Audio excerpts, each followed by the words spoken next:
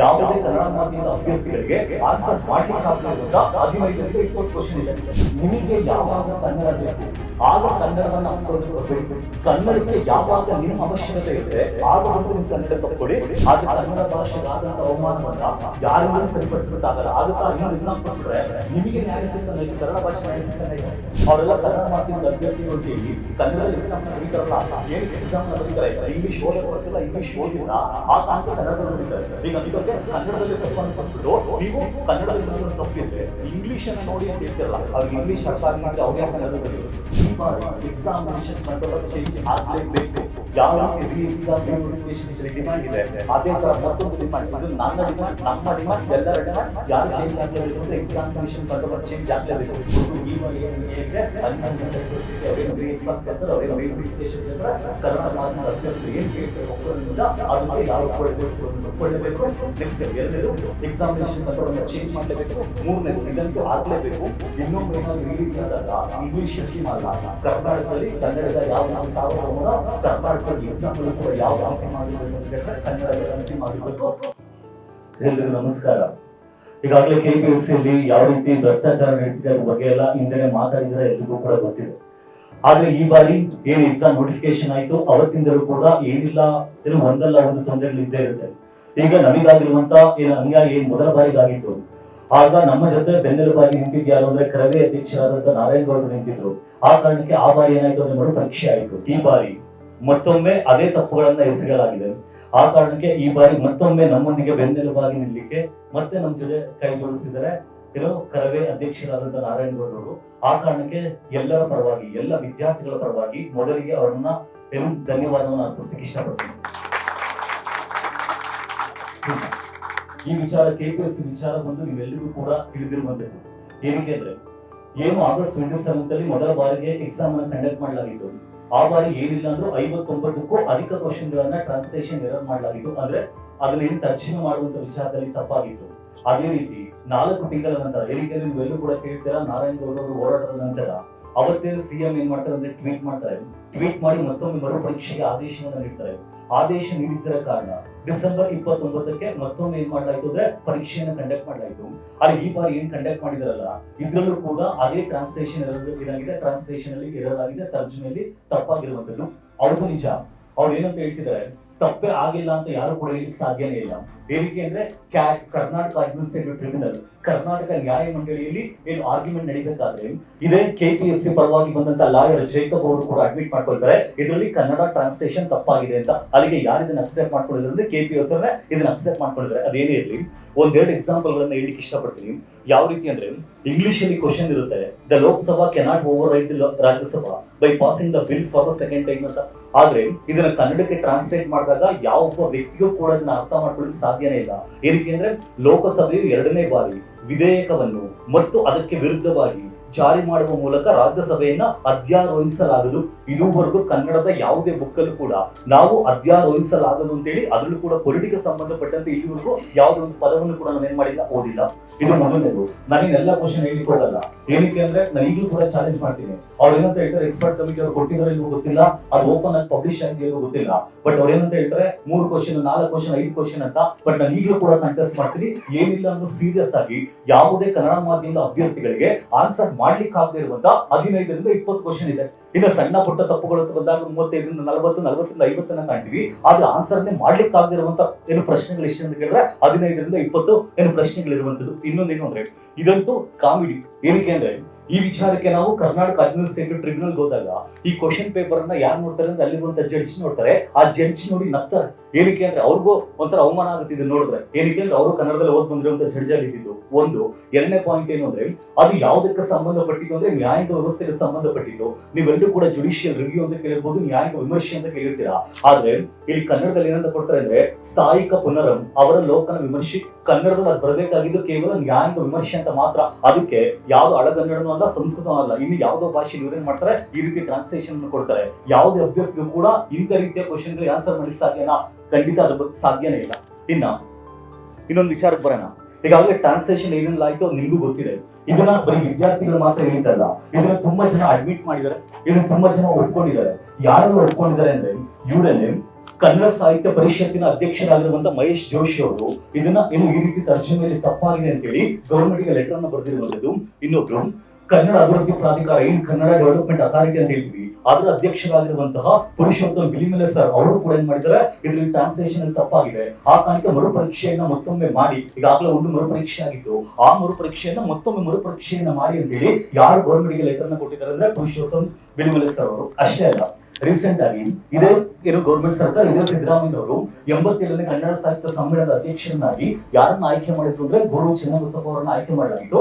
ಅವರು ಕೂಡ ಲೆಟರ್ ಅನ್ನ ಕೊಟ್ಟಿದ್ದಾರೆ. ಅಷ್ಟೇ ಅಲ್ಲ, ಇನ್ನ ಈ ಟೆಕ್ಸ್ಟ್ ಬುಕ್ ಗೆ ಸಂಬಂಧಪಟ್ಟಂತ ಕಮಿಟಿ ಅಧ್ಯಕ್ಷರಾಗಿದ್ದಂತಹ ಬರ್ಗೂರ್ ರಾಮಚಂದ್ರಪ್ಪನವರು ಏನಿದ್ದಾರೆ, ಅವರು ಕೂಡ ಮೊನ್ನೆ ಒಂದು ಲೆಟರ್ ಅನ್ನ ಕೊಟ್ಟಿದ್ದಾರೆ, ಗೌರ್ಮೆಂಟ್ ಗೆ ಲೆಟರ್ ಅನ್ನ ಸಲ್ಲಿಸಿದ್ದಾರೆ. ಅದ್ರಲ್ಲಿ ಏನಂತ ಹೇಳಾಗುತ್ತೆ ಅಂದ್ರೆ, ಇದೇ ಬರಗೂರು ರಾಮಚಂದ್ರಪ್ಪನವರು ಯಾವಾಗ ಕನ್ನಡ ಅಭಿವೃದ್ಧಿ ಪ್ರಾಧಿಕಾರ ಅಧ್ಯಕ್ಷರಾಗಿದ್ರು ಅವತ್ತಿಗೊಂದು ಸುತ್ತೋಲೆಯನ್ನ ತರ್ತಾರೆ, ಒಂದು ಏನು ನೋಟಿಫಿಕೇಶನ್ ರೂಪಿಸ್ತಾರೆ. ಅದ್ರಲ್ಲಿ ಏನಂತ ಹೇಳಾಗಿತ್ತು ಅಂದ್ರೆ, ಕನ್ನಡ ಅಡ್ಮಿನಿಸ್ಟ್ರೇಟಿವ್ ಲ್ಯಾಂಗ್ವೇಜ್, ಕನ್ನಡ ಏನು ಆಡಳಿತಾತ್ಮಕ ಭಾಷಾ ನೀತಿ ಅಂತ ಹೇಳಿ ಒಂದು ನೀತಿಯನ್ನು ರೂಪಿಸ್ತಾರೆ. ಆ ನೀತಿಯ ಪ್ರಕಾರ ಕೆಪಿಎಸ್ಸಿ ಆಗಿರ್ಲಿ ಅಥವಾ ಯಾವುದೇ ಎಕ್ಸಾಮ್ ಗಳಾಗಿರ್ಲಿ, ಅದರಲ್ಲಿ ಮೊದಲಿಗೆ ಕ್ವಶನ್ ಪೇಪರ್ ನ ತಯಾರು ಮಾಡಬೇಕಾದ್ರೆ ಯಾವ ಭಾಷೆಯಲ್ಲಿ ತಯಾರು ಮಾಡಬೇಕು ಅಂದ್ರೆ ಕನ್ನಡ ಭಾಷೆಯಲ್ಲಿ ತಯಾರು ಮಾಡಲಾಗಿದೆ. 2002 ಅಲ್ಲಿ ಒಂದು ಸುತ್ತೋಲೆ ಬಂದಿರುವಂತದ್ದು. ಅಲ್ಲಿ ಆ ಒಂದು ಸುತ್ತೋಲೆ ಬಂದು 22 ವರ್ಷಗಳಾದ ನಂತರ ಕೂಡ ಇಲ್ಲಿವರೆಗೆ ಯಾರಿಗೂ ಗೊತ್ತಿರಲಿಲ್ಲ ಬಿಡಿ. ಬಟ್ ಈಗ ರೀಸೆಂಟ್ ಆಗಿ ನಮ್ಮ ವಿದ್ಯಾರ್ಥಿಗಳು ಬರ್ಗೂರ್ ರಾಮಚಂದ್ರಪ್ಪನವರಿಗೆ ಕಾಲ್ ಮಾಡ್ತಂದ ಸಂದರ್ಭದಲ್ಲಿ ಅವರೇ ಈ ಮಾತನ್ನ ಹೇಳ್ತಾರೆ. ಅದ್ರ ಪ್ರಕಾರ ಇವತ್ತಿನ ಕೆಪಿಎಸ್ಸಿ ಯಾವುದನ್ನ ಉಲ್ಲಂಘನೆ ಮಾಡಿದರೆ ಅಂದ್ರೆ ಕನ್ನಡ ಭಾಷಾ ನೀತಿಯನ್ನ, ಆಡಳಿತ ಭಾಷಾ ನೀತಿಯನ್ನ ಇವತ್ತು ಯಾರು ಉಲ್ಲಂಘನೆ ಮಾಡಿರುವಂತದ್ದು, ಕೆಪಿಎಸ್ಸಿ ಉಲ್ಲಂಘನೆ ಮಾಡಿರುವಂತದ್ದು. ಇನ್ನ ಕೋರ್ಟಿನ ವಿಚಾರ ಇಲ್ಲಿ ನಾನು ಮಾತಾಡ್ಬೋದು ಇಲ್ವೋ ಗೊತ್ತಿಲ್ಲ, ಬಟ್ ಕ್ಯಾಟ್ ಅಲ್ಲಿ ಇರುವಂತದ್ದು ಏನಕ್ಕೆ ವಿಷಯದ ಬಗ್ಗೆ ಮಾತಾಡ್ಲೇಬೇಕು ಅಂದ್ರೆ, ನಾರಾಯಣ್ ಗೌಡ್ರಿಗೂ ಕೂಡ ಈ ವಿಷಯದ ಬಗ್ಗೆ ಇನ್ನೊಂದಿಷ್ಟು ಗೊತ್ತಾಗ್ಲಿ ಅನ್ನೋ ಕಾರಣಕ್ಕೆ. ಏನಕ್ಕೆ ಅಂದ್ರೆ ತುಂಬಾ ಜನ ಇವತ್ತಿಗೆ ಗೌರ್ಮೆಂಟ್ ಅನ್ನ ಯಾಮರಿಸ್ತಿದ್ದಾರೆ. ಅದ್ರಲ್ಲಿ ಒಂದೇನು ಅಂದ್ರೆ, ನೀವೇನು ಕರ್ನಾಟಕ ಆಡಳಿತಾತ್ಮಕ ನ್ಯಾಯಮಂಡಳಿ ಕ್ಯಾಟ್ ಅಂತ ಹೇಳ್ತೀರಾ, ಈ ಕ್ಯಾಟ್ ಯಾವಾಗ್ಲೂ ಕೂಡ ಯಾರೊಂದಿಗೆ ಒಳ ಒಪ್ಪಂದ ಮಾಡ್ಕೊಂಡಿರುತ್ತೆ ಅಂತ ಹೇಳಿದ್ರೆ ಯಾರೊಂದಿಗೆ, ಕೆಪಿಎಸ್ಸಿ ಒಂದಿಗೆ. ಟು ಬಿ ಫ್ರಾಂಕ್, ಇದು ಓಪನ್ ಆಗಿ ಹೇಳ್ಬೇಕು ಅಂದ್ರೆ, ಏನಕ್ಕೆ ಇದು ಮೊದಲ ಬಾರಿಗೆ ನಾವು ನೋಡ್ತಿರೋದಲ್ಲ. ನಾವು ಫಸ್ಟ್ ಟೈಮ್ ಯಾವಾಗ ಎಕ್ಸಾಮ್ ನ ಪೋಸ್ಟ್ಪೋನ್ ಮಾಡ್ಬೇಕು, ವೀಕ್ ಡೇ ಆಗಿದೆ ಅಂತ ಹೇಳಿ ನಾವ್ ಏನ್ ಕೇಸನ್ನ ಹಾಕ್ತಿವಿ, ಆಗ ಕೇಸ್ ಎಕ್ಸಾಮ್ ಇದು ಯಾವಾಗ ಅಂದ್ರೆ ಆಗಸ್ಟ್ 27ಕ್ಕೆ. ನಾರ್ಮಲ್ ಆಗಿ ನನ್ಗೆ ಈ ರೀತಿ ತೊಂದರೆಗಳು ಆಗ್ತಿದೆ ಅಂತ ನಾವು ಕ್ಯಾಟಿಗೆ ಹೋದಾಗ ಅವ್ರು ಯಾವಾಗ ಏನು ಮಾಡ್ಬೇಕು, ಇಯರಿಂಗ್ ಯಾವಾಗ ಮಾಡ್ಬೇಕು ಅಂದ್ರೆ ಆಗಸ್ಟ್ 27 ಗಿಂತ ಮೊದಲೇ ಇಯರಿಂಗ್ ಅನ್ನ ಮಾಡ್ಬೇಕಾಗುತ್ತೆ. ಬಟ್ ಅವ್ರು ಏನ್ ಮಾಡ್ತಾರೆ ಅಂದ್ರೆ ಸೆಪ್ಟೆಂಬರ್ 7, 8, 9ಗೆ ಇಯರಿಂಗ್ ಅನ್ನ ಹಾಕೊಳ್ತಾರೆ. ಎಕ್ಸಾಮ್ ಎಲ್ಲ ಮುಗ್ದೋದ್ಮೇಲೆ ಇಯರಿಂಗ್ ಹಾಕೊಂಡ್ರೆ ಏನ್ ಪ್ರಯೋಜನ? ಈ ರೀತಿ ಇರುವಂತದ್ದು ಯಾವ್ದು ಅಂತ ಕೇಳಿದ್ರೆ ಕ್ಯಾಟ್. ಅಂಡ್ ರೀಸೆಂಟ್ ಆಗಿ ಈ ಬಾರಿ ಎಕ್ಸಾಮ್ ಅಲ್ಲಿ ತರ್ಜಮೆಯಲ್ಲಿ ತಪ್ಪಾಯಿತು, ಆ ಕಾರಣಕ್ಕೆ ನಾವು ಮತ್ತೆ ಕೂಡ ಎಲ್ಲಿ ಹೋಗ್ತೀವಿ ಅಂದ್ರೆ ಕ್ಯಾಟಿಗೆ ಹೋಗ್ತೀವಿ. ಜನವರಿ 27ಕ್ಕೆ ಮೊದಲ ಇಯರಿಂಗ್ ಅನ್ನ ಹಾಕೊಳ್ಳಾಗುತ್ತೆ. ಮೊದಲ ಇಯರಿಂಗ್ ಅಲ್ಲಿ ಏನು ಹೇಳಿಲ್ಲ, ಬಟ್ ಸೆಕೆಂಡ್ ಇಯರಿಂಗ್ ನಡೆಯುತ್ತೆ. ಈ ಎರಡನೇ ಇಯರಿಂಗ್ ಯಾವಾಗ ನಡೀತಿ ಅಂದ್ರೆ ಜನವರಿ 30. ಇನ್ನೊಂದೇನು ಅಂದ್ರೆ, ಇವ್ರ ಸಮ್ಮುಖದಲ್ಲಿ ಇನ್ನೊಂದು ಪಾಯಿಂಟ್ ಅನ್ನ ಹೇಳಲಿಕ್ಕೆ ಇಷ್ಟಪಡ್ತೀನಿ. ಏನಕ್ಕೆ ಅಂದ್ರೆ, ಕ್ಯಾಟ್ ಅಲ್ಲಿ ನೀವೆಲ್ಲರೂ ಕೂಡ ಮೆಜಾರಿಟಿ ಏನ್ ಆಸ್ಪಿರೆಂಟ್ಸ್ ಇದ್ದೀರಾ, ನೀವೆಲ್ಲರೂ ಕೂಡ ಆ ಒಂದು ಆರ್ಗ್ಯುಮೆಂಟ್ ಅನ್ನು ನೋಡ್ತೀರಾ. ಆ ಆರ್ಗ್ಯುಮೆಂಟ್ ಅಲ್ಲಿ ವಿದ್ಯಾರ್ಥಿಗಳ ಪರವಾಗಿ ವಾದವನ್ನ ಮಾಡುವಂತ ಲಾಯರ್ ಏನಂತ ಹೇಳ್ತಾರೆ ಅಂದ್ರೆ, ನಾವು ವಿದ್ಯಾರ್ಥಿಗಳು ಒಪ್ಪಿಕೊಳ್ಳುವವರೆಗೆ, ಅಂದ್ರೆ ನಮ್ಮ ಲಾಯರ್ ಒಪ್ಪಿಕೊಳ್ಳುವವರೆಗೆ ಯಾವುದೇ ಕಾರಣಕ್ಕೂ ಏನ್ ಮಾಡುವಂತಿಲ್ಲ, ರಿಸಲ್ಟ್ ಅನ್ನ ಪಬ್ಲಿಷ್ ಮಾಡುವಂತಿಲ್ಲ. ಇದು ವರ್ಬಲ್ ಆರ್ಗ್ಯುಮೆಂಟ್ ನಿಜವಾಗ್ಲೂ ನಡೆದಿದೆ. ಒಂದು. ಎರಡನೇದೇನು ಅಂದ್ರೆ, ಆ ಟೈಮಲ್ಲಿ ಜೇಕಬ್ ಅವ್ರು ಏನಂತ ಹೇಳ್ತಾರೆ, ಹೌದು ಕನ್ನಡ ಮಾಧ್ಯಮದ ಅಭ್ಯರ್ಥಿಗಳು ಅಥವಾ ಕನ್ನಡ ಏನ್ ಟ್ರಾನ್ಸ್ಲೇಷನ್ ಇತ್ತು ಅದ್ರಲ್ಲಿ ತಪ್ಪಾಗಿದೆ ಅಂತ ಯಾರು ಅಡ್ಮಿಟ್ ಮಾಡ್ತಾರೆ, ಜೇಕಬ್ ಅಡ್ಮಿಟ್ ಮಾಡ್ತಾರೆ. ಒಂದು ಎಕ್ಸ್ಪರ್ಟ್ ಕಮಿಟಿನ ರಚನೆ ಮಾಡ್ತೀವಿ. ಆ ಎಕ್ಸ್ಪರ್ಟ್ ಕಮಿಟಿ ಈ ಕ್ಷಣಕ್ಕಂತ ರಿಸಲ್ಟ್ ಬಿಡ್ಲಿಕ್ಕೆ ಆಗಲ್ಲ, ಒಂದಿಷ್ಟು ದಿನಗಳ ಕಾಲ ನಮಗೂ ಟೈಮ್ ಬೇಕಾಗುತ್ತೆ ಅಂತ ಹೇಳ್ತಾರೆ. ಆದ್ರೆ ಒಂದು 8-10 ದಿನಗಳೊಳಗೆ ಏನ್ ಮಾಡ್ತಾರೆ ಅಂದ್ರೆ ರಿಸಲ್ಟ್ ಅನ್ನ ಪಬ್ಲಿಷ್ ಮಾಡ್ತಾರೆ. ಇನ್ನೊಂದು ಪಾಯಿಂಟ್ ಏನು ಅಂದ್ರೆ, ಕ್ಯಾಟ್ ಅಲ್ಲಿ ಏನು ಆರ್ಗ್ಯುಮೆಂಟ್ ಆಗಿತ್ತು, ಆದ್ರೆ ಕ್ಯಾಟ್ ನ ವೆಬ್ಸೈಟ್ ಅಲ್ಲಿ ಇವತ್ತು ಸಂಜೆ ಅಪ್ಲೋಡ್ ಮಾಡ್ಬೇಕಾಗಿರುತ್ತೆ. ಆದ್ರೆ 3 ದಿನ ಆದ್ರೂ ಕೂಡ ಅಲ್ಲಿ ಏನ್ ಆರ್ಗ್ಯುಮೆಂಟ್ ಆಗಿತ್ತು ಅದನ್ನ ಅಪ್ಲೋಡೇ ಮಾಡೋದಿಲ್ಲ. ಆದ್ರೆ 3 ದಿನ ಆದ ನಂತರ ಕೆಪಿಎಸ್ ತನಗೆ ಬೇಕಾದಂತೆ ಏನ್ ಮಾಡ್ತಾರೆ ಅಂದ್ರೆ, ಆ ಆರ್ಗ್ಯುಮೆಂಟ್ ತನಗೆ ಬೇಕಾದಂತೆ ಅಪ್ಲೋಡ್ ಮಾಡಿಸ್ಕೊಳ್ತಾರೆ. ಫರ್ದರ್ ಸೆಲೆಕ್ಷನ್ ಪ್ರೋಸೆಸ್ ಅನ್ನ ಕಂಟಿನ್ಯೂ ಮಾಡಬಹುದು ಅಂತ ಹೇಳಾಯ್ತು. ಆ ಕಾರಣಕ್ಕೆ ಏನ್ ಮಾಡಿದ್ರೆ ರಿಸಲ್ಟ್ ಅನ್ನ ಈ ಕ್ಷಣಕ್ಕೆ ಬಿಟ್ಟಿರುವಂತದ್ದು. ಇನ್ನೊಂದು, ಈ ಕೆಪಿಎಸ್ಸಿ ಯಾವ ರೀತಿ ಅಂದ್ರೆ, ನಾವು ಎಷ್ಟೊಂದು ವಿಚಾರಗಳ ಬಗ್ಗೆ ಏನು ಗೊಂದಲಗಳ ಬಗ್ಗೆ ನಾವು ಯಾವಾಗೆಲ್ಲ ಮಾತಾಡ್ತೀವಿ, ಆದ್ರೆ ಅವ್ರಿಗೆ ಯಾವ್ದು ಬೇಕೋ ಅದಕ್ಕೆ ಮಾತ್ರ ಅವ್ರು ಉತ್ತರವನ್ನ ಕೊಡ್ತಾರೆ. ನಮಗೆ ನಿಜವಾಗ್ಲೂ ಯಾವ್ದ್ರ ಅವಶ್ಯಕತೆ ಇರುತ್ತೆ ಅದ್ರ ಬಗ್ಗೆ ಯಾವ ಉತ್ತರವನ್ನ ಕೊಡೋದಿಲ್ಲ ಅಂದ್ರೆ ಕೆಪಿಎಸ್ಸಿ ಉತ್ತರವನ್ನ ಕೊಡೋದಿಲ್ಲ. ಅದಕ್ಕೆ ಬೆಸ್ಟ್ ಎಕ್ಸಾಂಪಲ್ ಏನು ಅಂದ್ರೆ, ರೀಸೆಂಟ್ ಆಗಿ ರಿಸಲ್ಟ್ ಅನ್ನ ಪಬ್ಲಿಷ್ ಮಾಡಲಾಯ್ತು. ಆ ರಿಸಲ್ಟ್ ಅನ್ನು ನೋಡಿದಂತ ಸಂದರ್ಭದಲ್ಲಿ ಆ ಸೀರೀಸ್ ಗಳನ್ನ ನೀವು ಯಾವ ರೀತಿ ನೀವೆಲ್ಲ ನೋಡಿರ್ಬೋದು, ಒಂದು PDF ಬರ್ದಾಡ್ತಾ ಇತ್ತು. ಆ PDF ಅಲ್ಲಿ ಯಾವ ರೀತಿ ಇತ್ತು ಅಂದ್ರೆ, 10 ಜನ 15 ಜನ ಕಂಟಿನ್ಯೂಸ್ ಆಗಿ ಒಂದಿಷ್ಟು ಜನ ಅಂದ್ರೆ ಒಂದೇ ರೂಮ್ ಅಲ್ಲಿ ಬರ್ದಿರುವಂತ 10-15 ಜನ ಏನಾಗಿದ್ದಾರೆ, ಆಯ್ಕೆ ಆಗಿದ್ದಾರೆ ಅಂತ. ಆಗ ಸ್ವಾಭಾವಿಕವಾಗಿ ನಮ್ಮೆಲ್ಲರಿಗೂ ಕೂಡ ಏನನ್ಸುತ್ತೆ, ಇದ್ರಲ್ಲಿ ಏನು ಹಗರಣ ನಡೆದಿರ್ಬೋದು ಅಂತ ನಮ್ಗೆ ಅನ್ಸುತ್ತೆ. ಆಗ ನಾವು ಒಂದು PDF ಅನ್ನ ಮಾಡಿ ಅದನ್ನ ವೈರಲ್ ಮಾಡ್ತೀವಿ. ಆದ್ರೆ ರಾತ್ರಿ ನಾವು ಯಾವತ್ತಿಗೆ PDF ಅನ್ನ ಮಾಡಿದ್ವಿ ಅವತ್ತೇ ರಾತ್ರಿ ಅದನ್ನ ಯಾರು ಡಿಫೆಂಡ್ ಮಾಡ್ಕೊಳ್ತಾರೆ, ಯಾರು ಜಸ್ಟಿಫಿಕೇಶನ್ ಅನ್ನು ಕೊಡ್ತಾರೆ ಅಂದ್ರೆ ಕೆಪಿಎಸ್ಸಿ ಜಸ್ಟಿಫಿಕೇಶನ್ ಕೊಡ್ತಾರೆ. ಆಗ ಕೆಪಿಎಸ್ಸಿ ಏನಂತ ಹೇಳ್ತಾರೆ ಅಂತ ಕೇಳಿದ್ರೆ, ನಾವೆಲ್ಲರೂ ಕೂಡ PH ಅಂಗವಿಕಲರು ಬ್ಲೈಂಡ್ಸ್ ಏನಿದ್ದಾರೆ ಅವ್ರನ್ನೆಲ್ಲರೂ ಕೂಡ ಒಂದೇ ಸೆಂಟ್ರಲ್ ಹಾಕಿದೀವಿ. ಸೊ ಅವರೆಲ್ಲರೂ ಕೂಡ ಕಂಟಿನ್ಯೂಸ್ ಆಗಿ ಪಾಸ್ ಆಗಿದ್ದಾರೆ. ಇದು ನಾವು ಕೂಡ ಚೆಕ್ ಮಾಡಿದ್ವಿ. ಓಕೆ, ಅವ್ರು ಹೇಳಿದ್ದು ಏನಿತ್ತು, ನಾವು ಒಂದು ರ್ಯಾಂಡಮ್ ಆಗಿ ಒಂದು 2-3 ನಂಬರ್ನ ತಗೊಂಡು ಚೆಕ್ ಮಾಡಿದ್ವಿ. ಓಕೆ, ಅದು ಕರೆಕ್ಟ್ ಆಯ್ತು, ನಾನು ಒಪ್ಕೊಳ್ತೀನಿ, ಅವ್ರು ಜಸ್ಟಿಫೈ ಮಾಡಿದ್ದನ್ನ. ಬಟ್ ಇನ್ನೊಂದೇನು ಅಂದ್ರೆ, ಇನ್ನೊಂದು, ರೀಸೆಂಟ್ ಆಗಿ ನಾವೇನಂತ ಹೇಳಿದ್ವಿ, ಕನ್ನಡ ಮಾಧ್ಯಮದ ಅಭ್ಯರ್ಥಿಗಳಿಗೆ ಅನ್ಯಾಯ ಆಗ್ತಿದೆ, ಕನ್ನಡ ಮಾಧ್ಯಮದ ಅಭ್ಯರ್ಥಿಗಳಿಗೆ ಅನ್ಯಾಯ ಆಗ್ತಿದೆ ಅಂತ. ಮೊದಲು ನಾನು ಏನಂತ ಹೇಳಲಿಕ್ಕೆ ಇಷ್ಟಪಡ್ತೀನಿ ಅಂದ್ರೆ, ಏನಕ್ಕೆ ಅಂದ್ರೆ ಮುಂದೆ ಹೋರಾಟ ಮಾಡುವಂತ ಸಂದರ್ಭದಲ್ಲಿ ನಾರಾಯಣಗೌಡರು ಈ ಒಂದು ವಿಚಾರವನ್ನು ಕೂಡ ತುಂಬಾ ಗಂಭೀರವಾಗಿ ಪರಿಗಣನೆಗೆ ತೆಗೆದುಕೊಳ್ಬೇಕು ಅಂತ. ಏನಕ್ಕೆ ರಿಸರ್ವೇಶನ್ ಅಲ್ಲಿ ಏನು ವರ್ಟಿಕಲ್ ರಿಸರ್ವೇಶನ್ ಮತ್ತು ಹಾರಿಜಾಂಟಲ್ ರಿಸರ್ವೇಶನ್ ಅಂತ ಇರುತ್ತೆ. ನೀವೆಲ್ಲರೂ ಕೇಳ್ತಾರೆ OBC ಇಷ್ಟು ಪರ್ಸೆಂಟ್, SC ಇಷ್ಟು ಪರ್ಸೆಂಟ್, ST ಇಷ್ಟು ಪರ್ಸೆಂಟ್ ಅಂತ. ಅದೇ ರೀತಿ ಕನ್ನಡಕ್ಕೆ ಹಾರಿಜಾಂಟಲ್ ರಿಸರ್ವೇಶನ್ ಎಷ್ಟು ಪರ್ಸೆಂಟ್ ಅಂತ ಹೇಳ್ತೀವಿ, ಅಪ್ ಟು 5% ಅಂತ ಹೇಳ್ತೀವಿ. ಅಂದ್ರೆ 5% ವರೆಗೂ ಸೀಟ್ಗಳನ್ನ ಕನ್ನಡ ಮಾಧ್ಯಮದವರಿಗೆ ಮೀಸಲಿಡಬೇಕು ಅಂತ ಏನ್ ಮಾಡಲಾಗುತ್ತೆ, ಹೇಳಲಾಗುತ್ತೆ. ಆದ್ರೆ ಪ್ರಾಬ್ಲಮ್ ಏನು ಅಂದ್ರೆ 2020 ನಾವೆಲ್ಲರೂ ಏನ್ ಫಿಲಿಮ್ಸ್ ಅನ್ನ ಬರ್ದಿದ್ವಿ, ಆ ಬಾರಿ 106 ಸೀಟ್ಗಳಿತ್ತು. ಆ 106 ಸೀಟ್ಗಳಲ್ಲಿ ಕನ್ನಡ ಮಾಧ್ಯಮದ ಅಭ್ಯರ್ಥಿಗಳಿಗೆ ಇದ್ದಂತ ರಿಸರ್ವೇಶನ್ ಕೇವಲ 3 ಸೀಟ್ಗಳು. 5% ಫಾಲೋ ಮಾಡಲಿಲ್ಲ, ಬಿಡೋಣ. ಬಟ್ ಈಗ 2024 ನಾವೇನ್ ಬರ್ತೀವಿ, ಇದು 106 ಅಲ್ಲ 384. ಅದಕ್ಕೆ 106ಕ್ಕೆ 3 ಕೊಟ್ಟಿದ್ದಾರೆ ಅನ್ನೋದಾದ್ರೆ 384ಕ್ಕೆ ಏನಿಲ್ಲ ಅಂದ್ರೂ 10ರಿಂದ 12 ಸೀಟನ್ನಾದ್ರೂ ಕೊಡಬೇಕಿತ್ತು. ಆದ್ರೆ ಈ ಬಾರಿ ಕೊಟ್ಟಿರೋದು ಎಷ್ಟು ಅಂದ್ರೆ ಬರೀ 6. ಅದಕ್ಕೆ 384 ಜನರಲ್ಲಿ ಕನ್ನಡ ಮಾಧ್ಯಮದ ಅಭ್ಯರ್ಥಿಗಳಿಗೆ ಮೀಸಲಿರುವಂತ ಸೀಟುಗಳ ಸಂಖ್ಯೆ ಎಷ್ಟು ಅಂದ್ರೆ ಕೇವಲ 6 ಮಾತ್ರ. ಇನ್ನೊಂದು, ಇದನ್ನ ನಾವು ಯಾವಾಗ ಈ ವಿಷಯದ ಬಗ್ಗೆ ನಾವು ಮಾತಾಡ್ತೀವಿ, ಆಗ KPSC ರಾತ್ರಿ ಹಿಂದೆ ಎಲ್ಲ ಈ ರೀತಿ ಆಗ್ತಿರ್ಲಿಲ್ಲ ಬಿಡಿ. ಈಗ ಏನಾಗಿದೆ ಅಂದ್ರೆ ರಾತ್ರಿ 9:30 10 ಗಂಟೆವರೆಗೂ ಪಾಪ KPSC ಅವರು ಎಕ್ಸ್ಟ್ರಾ ಗೌರ್ಮೆಂಟ್ ಅವ್ರು ವರ್ಕ್ ಮಾಡಿದ್ದು KPSC ಅವರು ರಾತ್ರಿ 9:30 10 ಗಂಟೆಗೆ ಪ್ರೆಸ್ ನೋಟ್ಗಳನ್ನ ಬಿಡ್ತಾರೆ. ಆ ಪ್ರೆಸ್ ನೋಟ್ಗಳು ಹೆಂಗಿರುತ್ತೆ ಅಂದ್ರೆ, ಹಿಂದೆ ಪ್ರೆಸ್ ನೋಟ್ಗಳು ಬಿಟ್ಟಾಗ ಅಟ್ಲೀಸ್ಟ್ ಕಾರ್ಯದರ್ಶಿ ಸಹಿ ಹಾಕಿರ್ತಿದ್ರು. ಬಟ್ ಈಗಿನ ಪ್ರೆಸ್ ನೋಟ್ ಅಲ್ಲಿ ಹೆಂಗಿದೆ ಅಂದ್ರೆ, ಕರ್ನಾಟಕ ಲೋಕಸೇವಾ ಆಯೋಗ ಒಂದು ಕಸ ಯೋಜನೆ ಮಾಡಿದ್ದಾನೋ, ಅಥವಾ ಏನು ಗೇಟ್ ಸೆಕ್ಯೂರಿಟಿನೇ ಮಾಡಿದಾರೋ, KPSC ಚೇರ್ಮನ್ ಹೇಳಿದಾರೋ, KPSC ಮೆಂಬರ್ ಹೇಳಿದಾರೋ, ಸೆಕ್ರೆಟರಿನೇ ಹೇಳಿದಾರೋ, ಯಾರು ಹೇಳಿದ್ರು ಅಂತ ಗೊತ್ತಿಲ್ಲ.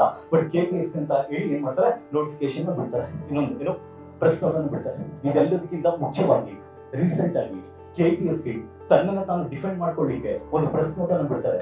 ಆ ಪ್ರೆಸ್ ನೋಟ್ ಅಲ್ಲಿ ನೀವೆಲ್ಲರೂ ಕೂಡ ನೋಡಿರ್ತೀರಾ. ಆ ಪ್ರೆಸ್ ನೋಟ್ ಅಲ್ಲಿ ಏನಂತ ಹೇಳಲಾಯ್ತು ಅಂದ್ರೆ, ಕಳೆದ ಬಾರಿ ಕನ್ನಡ ಮಾಧ್ಯಮದಲ್ಲಿ ಬರ್ದಿರುವಂತ ಅಭ್ಯರ್ಥಿಗಳ ಸಂಖ್ಯೆ ಏನಿತ್ತು ಅದಕ್ಕಿಂತ ಶೇಕಡಾವಾರು 6.5% ಇವತ್ತಿಗೆ ಏನಾಗಿದೆ, ಹೆಚ್ಚಾಗಿದೆ ಅಂತ ಯಾರು ಬಿಟ್ರು, KPSC ಪ್ರೆಸ್ ನೋಟ್ ಬಿಟ್ರು. ಅಲ್ಲ ಸ್ವಾಮಿ, ನೀವೆಲ್ಲರೂ ನಮ್ಮನ್ನೇ ದಡ್ರು ಅಂತ ಅನ್ಕೊಂಡಿದ್ದೀರಾ. ಇನ್ನೊಂದು ಈ ಪಾಯಿಂಟ್ ನನಗೆ ಕೇಳಲಿಕ್ಕೆ ಇಷ್ಟಪಡ್ತೀನಿ ಅಂದ್ರೆ, ನಾವ್ಯಾರಾದ್ರೂ ಅಭ್ಯರ್ಥಿಗಳು ಇದನ್ನ ಪ್ರಶ್ನೆ ಮಾಡಿದ ತಕ್ಷಣ ಅವ್ರು ಪಾಸ್ ಆಗಲ್ಲ ಅಂತಾರೆ. ಆದ್ರೆ ಅದ್ರೊಳಗಡೆ ಪಾಸ್ ಆಗಿರುವಂತ ವ್ಯಕ್ತಿ ನಾನೇ ಇದ್ದೀನಿ, ಇದರೆಲ್ಲರೂ ನನ್ನ ಫ್ರೆಂಡ್ಸ್ಗೂ ಗೊತ್ತಿದೆ. ಹಂಗೂ ಬೇಕಾದ್ರೆ ಕಷ್ಟ ಆಯ್ತು ಅಂದ್ರೆ ನಾನು ಟಿಕೆಟ್ ಕೊಡ್ತೀನಿ, ಯಾಕಂದ್ರೆ ನಾನು ಕೂಡ ಪಾಸ್ ಆಗಿದ್ದೀನಿ. ಅದ್ರೊಳಗಡೆ ನಾನು ಫಿಲಿಮ್ಸ್ ಪಾಸ್ ಆಗಿ ಮೀನ್ಸ್ ಬರೀತಿದ್ದೀನಿ. ಆದ್ರೆ ಒಂದು ಏನಕ್ಕೆ ನಾನು ಆದ್ರೂ ಇಲ್ಲಿ ಬಂದಿದ್ದೀನಿ ಅಂದ್ರೆ, ನಾನು ಎಕ್ಸಾಮ್ ಅನ್ನು ಬರೆಯೋದು ಯಾವ್ದ್ರಲ್ಲಿ ಅಂದ್ರೆ ಇಂಗ್ಲಿಷ್ ಅಲ್ಲೇ ಬರೆಯೋದು ನಿಜ. ಆದ್ರೆ ನಾವಿಲ್ಲಿ ಹುಟ್ಟಿದ್ದು, ಬೆಳೆದಿದ್ದು, ಕಲ್ತಿದ್ದು, ಮಾತಾಡಿದ್ದು ಎಲ್ಲವೂ ಕೂಡ ಯಾವ ಭಾಷೆ ಅಂದ್ರೆ ಕನ್ನಡ ಭಾಷೆ. ನಾವು ನಾರಾಯಣಗೌಡರನ್ನ ಇದಕ್ಕಿಂತ ಮೊದಲು ಮೀಟ್ ಮಾಡ್ಲಿಕ್ಕೆ ಬಂದಿದ್ವಿ. ಆಗ ನಾರಾಯಣಗೌಡರು ಒಂದು ಮಾತನ್ನ ಹೇಳಿದ್ರು. ಏನಂತ ಹೇಳಿದ್ರು ಅಂದ್ರೆ, ಇದೊಂದು ವಿಷಯಕ್ಕಲ್ಲಪ್ಪ, ನೀವು ಕನ್ನಡ ವಿಚಾರ ಅಂತ ಬಂದಾಗ ಯಾವಾಗಲೆಲ್ಲ ಏನು ವಿಷಯ ಬರುತ್ತೆ ಆಗೆಲ್ಲವೂ ಕೂಡ ನಾನು ಗೌತಮ್ ಸರ್ ಇಬ್ಬರು ಕೂಡ ಬಂದಿದ್ವಿ. ಅವತ್ತೊಂದು ಮಾತನ್ನ ಹೇಳ್ತಾರೆ, ಕನ್ನಡದ ವಿಚಾರ ಅಂತ ಯಾವಾಗ್ಲೇ ಬರಲಿ, ನೀವು ಎಲ್ಲೇ ಇರಲಿ, ಎಲ್ಲಿದ್ರು ಕೂಡ ಅದಕ್ಕೆ ಧ್ವನಿ ಕೂಡಿಸಬೇಕು ಅಂತ ಹೇಳಿ ಯಾರು ಹೇಳಿದ್ರು, ಇದೇ ನಾರಾಯಣಗೌಡರು ನಮ್ಗೆ ಹೇಳಿದ್ರು. ನಮ್ಗೆ ಇವತ್ತಿಗೂ ಕೂಡ ಈ ಕನ್ನಡ ವಿಚಾರ ಅಂತ ಬಂದಾಗ ಏನಕ್ಕೆ ನಾನು ಏನು ರಾಜರೋಷವಾಗಿ ನಾನು ಏನೋ ತುಂಬಾ ಸ್ವಾಭಿಮಾನದಿಂದ ಒಪ್ಕೊಳ್ತೀನಿ. ಏನಕ್ಕೆ ಅಂದ್ರೆ, ಮುಂದೆ ಯಾವುದೋ ಒಂದು ಏನೋ ಒಂದು ವಿಡಿಯೋದಲ್ಲೂ ಕೂಡ ನಾನು ಅದನ್ನ ಹೇಳಿದ್ದೆ. ನಾನು UPSC ಓದ್ಲಿಕ್ಕೆ ನಾನು ಹೋಗಿದ್ದು ಎಲ್ಲಿಗೆ ಅಂದ್ರೆ ಹೈದರಾಬಾದಲ್ಲಿ 1 ರಿಂದ 1.5 ವರ್ಷ ಇದ್ದೆ. ಅಲ್ಲಿ ತೆಲುಗು ಇದ್ರು ಕೂಡ ಕನ್ನಡ ನನ್ನ ಫ್ರೆಂಡ್ಸ್ ಅಷ್ಟು ಚೆನ್ನಾಗಿದ್ದಾರೆ ಅಂತ ಹೇಳಿ ಇದುವರೆಗೂ ನನಗೆ ತೆಲುಗು ಒಂದೇ ಪದ ಬರೋದು. ಅದು ಏನಕ್ಕೆ ಅಂದ್ರೆ, ಪಕ್ಕದ ಮನೆ ಮಗು ಎದ್ಬಿಟ್ಟು, ಬಟ್ ಹೇಳ್ಬೋದು ಹೇಗೋ ಗೊತ್ತಿಲ್ಲ, ರೇಪು ಅಂತಿದ್ರು. ಏನಪ್ಪ ಇದು ನಮಗೆ ಕೇಳಿದ್ರೆ ನಮ್ದ್ರಲ್ಲಿ ನೋಡಿದ್ರೆ ಅಂತ ಪದನ ಬಳಸಂಗೆ ಇಲ್ಲ. ಆಗ ನನ್ನ ಫ್ರೆಂಡಿಗೆ ಕೇಳಿದೆ, ರೇಪು ಅಂದ್ರೆ ನಾಳೆ ಅಂತ. ಅದೊಂದು ಪದ ಬಿಟ್ರೆ ಈ ಕ್ಷಣದವರೆಗೂ ಕೂಡ ತೆಲುಗುವಲ್ಲಿ ನನಗೆ ನಿಮ್ ನೇಮ್ ಏನ್ ಹೇಳ್ತಾರೆ ಅಂದ್ರು ಹೇಳಕ್ ಬರಲ್ಲ. ಇದು ಏನಕ್ಕೆ ಅಂದ್ರೆ ನನ್ನ ಸ್ವಾಭಿಮಾನ ಇತ್ತು. ನಾನು ಕನ್ನಡದಲ್ಲೇ ಮಾತಾಡ್ತೀನಿ ಅಂತ ಇತ್ತು. ಏನಕ್ಕೆ ಅಂದ್ರೆ ನಾನು ಕೂಡ KPSC ಫ್ಯಾಕಲ್ಟಿ. ನಾನು ಇಂಗ್ಲೀಷಲ್ಲಿ ಓದಿ ಬರೆದ್ರು ಕೂಡ ನಾನು ಮೆಜಾರಿಟಿ ನನ್ನ ಸ್ಟೂಡೆಂಟ್ಸ್ ಯಾವ್ದು ಟೀಚ್ ಮಾಡ್ತೀನಿ ಅಂದ್ರೆ ಕನ್ನಡದಲ್ಲೇ. ಈಗ ಕನ್ನಡದಲ್ಲಿ ನಾವೇನೋ ಪದಗಳನ್ನ ಹೇಳ್ಕೊಟ್ಟಿರ್ತೀವಿ, ಇಲ್ಲಿ ಯಾವ್ದೋ ಪದಗಳನ್ನ ಕೊಡ್ತಾರೆ. ಒಂದಕ್ಕೊಂದು ಏನಿರೋದಿಲ್ಲ ಅಂದ್ರೆ, ಒಂದಕ್ಕೊಂದು ಏನು ಹೋಲಿಕೆ ಇರೋದಿಲ್ಲ. ನಾವ್ ಯಾವ್ದೋ ಹೇಳ್ಕೊಟ್ಟಿರ್ತೀವಿ, ಇವ್ರು ಯಾವ್ದೋ ಒಂದು ಪದಗಳನ್ನ ಕೊಡುವಂಥದ್ದು. ಇನ್ನು ಕೊನೆಯ ವಿಚಾರ ಬಂದು, ನಾನು ಯಾವ್ದ್ರ ಬಗ್ಗೆ ಮಾತಾಡ್ತಿದ್ದೆ, ರೀಸೆಂಟ್ ಆಗಿ ಬಿಟ್ಟಂತ ಪ್ರೆಸ್ ನೋಟಿನ ಬಗ್ಗೆ ಮಾತಾಡ್ತಿದ್ದೆ. ಒಂದು ಪಾಯಿಂಟ್ ಇಲ್ಲಿ ಕ್ಲಾರಿಫೈ ಆಗ್ಬಿಡುತ್ತೆ, ಕರೆಕ್ಟಾಗಿ ಕೇಳಿಸ್ಕೊಳ್ಳಿ. ಏನಕ್ಕೆ ಅಂದ್ರೆ, ಕಳೆದ ಬಾರಿ ಎಷ್ಟು ಜನ ಮುಖ್ಯ ಪರೀಕ್ಷೆಗೆ ಏನು ಆಯ್ಕೆ ಆಗಿದ್ರು ಕನ್ನಡ ಮಾಧ್ಯಮದವರು, ಅದಕ್ಕಿಂತ 6.5% ಇವತ್ತು ಏನಾಗಿದೆ, ಹೆಚ್ಚಾಗಿದೆ ಅಂತ ಹೇಳ್ತಾರೆ. ಬಟ್ ನನ್ನ ಕ್ವಶನ್ ಏನು ಅಂದ್ರೆ, ಅವರು ಪ್ರಿಲಿಮ್ಸ್ ಆದ ನಂತರ ಮೇನ್ಸ್ ಎಕ್ಸಾಮ್ ಅನ್ನು ಬರೀಬೇಕು ಅಂತ ಬಂದಾಗ ಡೀಟೇಲ್ಡ್ ಅಪ್ಲಿಕೇಶನ್ ಫಾರ್ಮ್ ಅಂತ ಇರುತ್ತೆ, ಡ್ಯಾಫ್ ಅಂತ ಇರುತ್ತೆ, ಅದನ್ನ ಫಿಲ್ ಮಾಡಬೇಕು. ಆಗ ಮಾತ್ರ ಮೇನ್ಸ್ ಆ ವ್ಯಕ್ತಿ ಯಾವ ಭಾಷೆಯಲ್ಲಿ ಬರೀತಾನೆ ಅಂತ ಹೇಳಿ ಗೊತ್ತಾಗುವಂಥದ್ದು. ಬಟ್ ಇಲ್ಲಿ ಡ್ಯಾಫ್ ಇನ್ನು ಫಿಲ್ಲೇ ಆಗಿಲ್ಲ. ಆಗ್ಲೇ ಇವ್ರು ಹೇಳ್ತಾರೆ ಏನಂತ, ಕನ್ನಡ ಮಾಧ್ಯಮದ ಅಭ್ಯರ್ಥಿ ಇಷ್ಟು ಜನ ಇದ್ದಾರೆ ಅಂತ. ಬಟ್ ಇಲ್ಲಿ ಪ್ರಾಬ್ಲಮ್ ಏನು ಅಂದ್ರೆ, ಆಯ್ತು ಅವ್ರ ಪ್ರಕಾರನೇ ಇಟ್ಕೊಳ್ಳೋಣ. ಏನಕ್ಕೆ, ನಾನು ಕನ್ನಡ 10th ಓದಿದೆ ಅಂತೇಳಿ ಕನ್ನಡ ಮೀಡಿಯಂ ಸರ್ಟಿಫಿಕೇಟ್ ಹಾಕಿರ್ತಾರೆ ಅಂತ ಅನ್ಕೋಣ. ಕನ್ನಡ ಮೀಡಿಯಂ ಸರ್ಟಿಫಿಕೇಟ್ ಹಾಕಿರೋರು ಎಲ್ಲರೂ ಕೂಡ ಮೇನ್ಸ್ ಅಲ್ಲಿ ಕನ್ನಡದಲ್ಲೇ ಬರೀತಾರೆ ಅಂತ ಹೇಳಕ್ಕಾಗಲ್ಲ.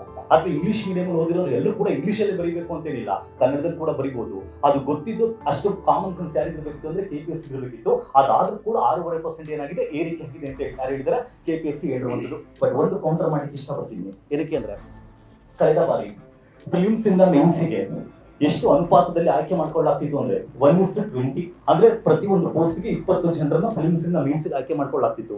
ಅಲ್ಲಿಗೆ 106 ಪೋಸ್ಟ್ಗಳು ಅಂತ ಬಂದಾಗ ಎಷ್ಟು ಜನ ಅಭ್ಯರ್ಥಿಗಳು ಮುಖ್ಯ ಪರೀಕ್ಷೆಯನ್ನು ಬರೀತಾರೆ ಅಂದ್ರೆ 2120 ಬಟ್ ಇದರಲ್ಲಿ ಕನ್ನಡ ಮಾಧ್ಯಮದ ಅಭ್ಯರ್ಥಿಗಳು, ಇದು RT ಆಕ್ಟ್ ತೆಗೆದುಕೊಂಡಿರುವಂತದ್ದು KPSC ಅಫಿಷಿಯಲ್ ವೆಬ್ಸೈಟ್ ಅವರ ಏನು ಡಾಕ್ಯುಮೆಂಟ್ ಇದೆ, ಅದ್ರ ಪ್ರಕಾರ ಕನ್ನಡ ಮಾಧ್ಯಮದ ಅಭ್ಯರ್ಥಿಗಳು ಎಷ್ಟು ಅಂದ್ರೆ 530 ಜನ. ಒಂದು ನೆನ್ಪಿಟ್ಕೊಳ್ಳಿ, 2120ರಲ್ಲಿ 530 ಜನ ಕನ್ನಡ ಮಾಧ್ಯಮದ ಅಭ್ಯರ್ಥಿಗಳು ಬರೀತಾರೆ.